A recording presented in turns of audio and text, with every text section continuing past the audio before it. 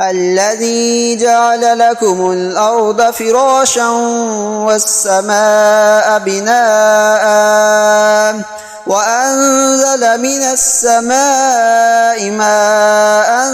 فأخرج به من الثمرات رزقا لكم فلا تجعلوا لله أندادا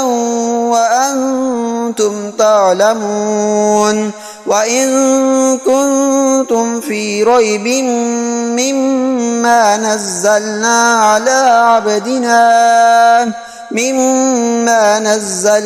على عبدنا فأتوا بسورة من مثله وادعوا شهداءكم من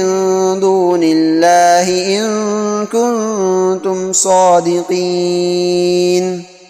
فإن لم تفعلوا ولن تفعلوا فاتقوا النار التي وقودها الناس والحجارة أعدت للكافرين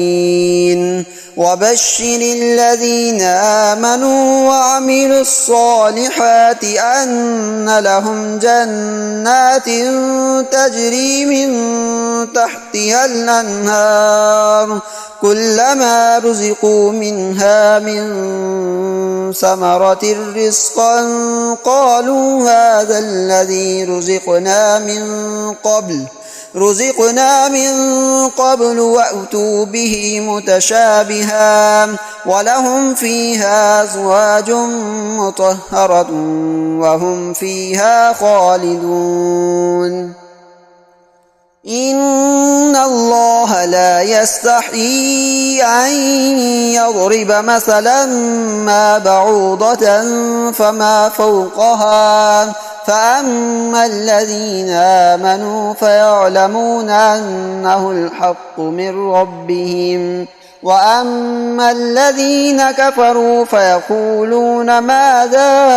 أراد الله بهذا مثلا يضل به كثيرا ويهدي به كثيرا وما يضل به إلا الفاسقين الذين ينقضون عهد الله من بعد ميثاقه ويقطعون ما أمر الله به أن يوصل ويفسدون في الأرض أولئك هم الخاسرون كيف تكفرون بالله وكنتم أمواتا فأحياكم ثم يميتكم ثم يحييكم ثم إليه ترجعون هو الذي خلق لكم ما في الأرض جميعا ثم استوى إلى السماء فسواهن 7 سماوات وهو بكل شيء عليم